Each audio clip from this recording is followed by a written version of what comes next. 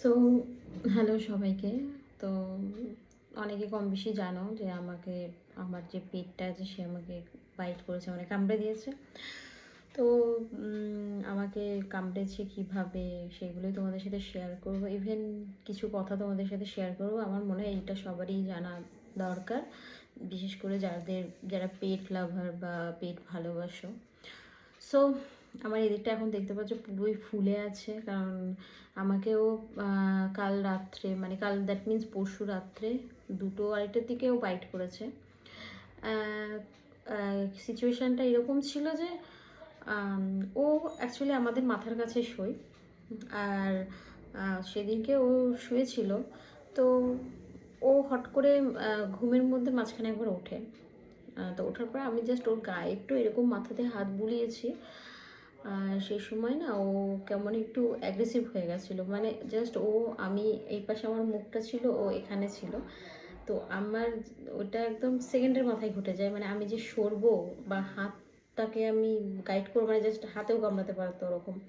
তো ওই সিচুয়েশানটা সেকেন্ডের মাথায় ঘটে যায়। তো আমি একটাই কথা বলবো যে যারা পেট লাভার বা যাদের বাড়িতে পেট আছে তারা একটু বুঝে শুনে চলবে। কেন কি জানি আমার এই এক্সপিরিয়েন্সটা হলো, এই যে মানে একটা বাচ্চাকে যখন খুশি তোমরা আদর করছো, ভালোবাসছো, বাট ওরা তো আর কামড়াতে পারে না। ধরো পেটের ব্যাপারটা কি হয়, ডগের ব্যাপারটা ওদের হচ্ছে না, মুডের উপর অনেক কিছু ডিপেন্ড করে। ধরো আমার তখন মন হয়েছে আমি ওকে একটু ভালোবাসবো, চটকাবো, আদর করবো, কিন্তু ওর তখন মন হবে না যে মানে ওর তখন ইচ্ছা নেই। তো তখনই ওরা অ্যাগ্রেসিভ হয়ে যায়। কিছু সময় এমন যায় যে মানে কি বলবো, হয়তো কামড়ায় না, বা কিছু সময় প্রচণ্ড যখন অ্যাগ্রেসিভ হয়ে যায় তখন কামড়ে দেয়। তো সেদিনকে আমার সাথে এটাই হয়েছিল। আর হচ্ছে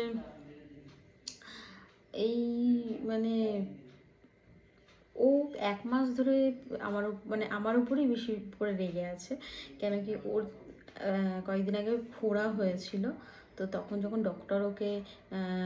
ডক্টর আসতো ক্লিন করতে, তারপরে মানে ড্রেসিং ফেসিং করতে, ইঞ্জেকশন দিত, সবসময় না আমি ধরে থাকতাম, কারণ বাড়িতে আমি থাকতাম যে সময় ডক্টর আসতো।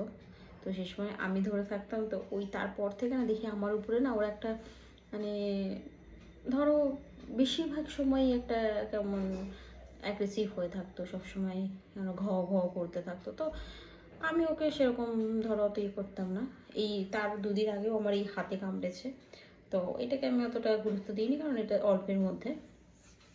বাট এই পরশু রাত্রে যেটা হচ্ছে সেটা একদম এক্সট্রিম পর্যায়ে।